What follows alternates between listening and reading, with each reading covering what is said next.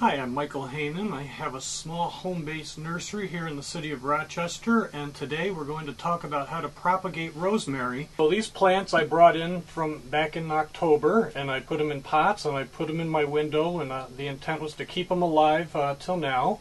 This is a mixture of vermiculite, perlite, sand, and pro mix, 1 part of each. Scissors or hand pruners. You'll need the scissors for soft cuttings and the pruners for woodier cuttings. You'll need an old chopstick or some kind of a stick to poke holes in. And then rooting hormone, which you can get at any Agway or Home Depot or Lowe's.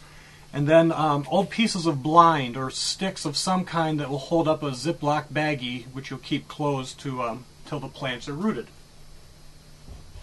Rosemary is a tender perennial, so when taking cuttings, you want to take pieces about 1 to 4 leaf lengths, and I get at least 10 to 20 cuttings. I'm going to put as many as I can into a pot because they most likely will not all survive. If one cutting out of 30 survives, I feel like I was a success. So the next phase when doing cuttings is to pull off some of the leaves. And you want it to be clean to about right here.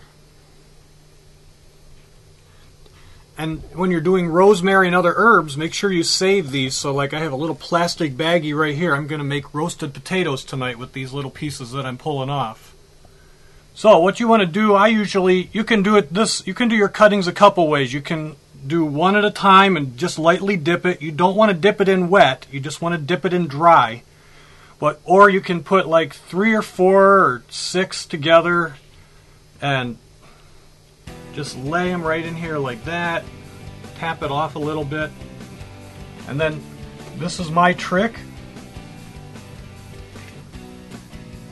Sometimes you can poke them in. I think these are going to just poke right in, and I don't think I need to use the chopstick. This one's a little soft, so I've got to stick the chopstick in there, and that just pokes a nice little hole that allows me to push the cutting right in. So the next step is to water your plant in. You're going to want to water it a couple times.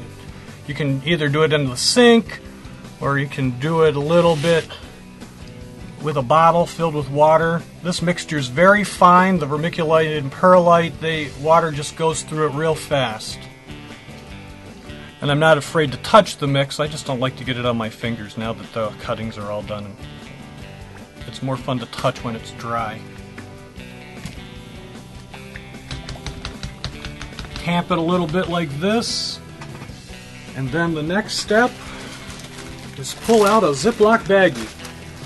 These are the giant freezer baggies. And carefully just let it drip out a little bit.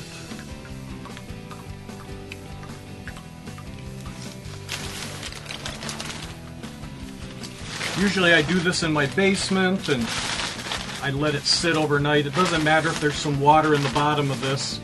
And these baggies are big enough you could do a second pot of something else. And it doesn't matter if you mix the herbs.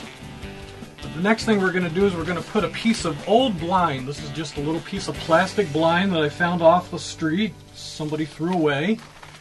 And you just want it in there so that when you take these outside in the summer, you have... if it rains, this is holding it up. So now you have a mini greenhouse. You've been watching RochesterFoodNet.com. If you have any questions about anything you've seen on this segment, you can find me on Facebook at Michael Hainan or email me personally at growboy22@yahoo.com.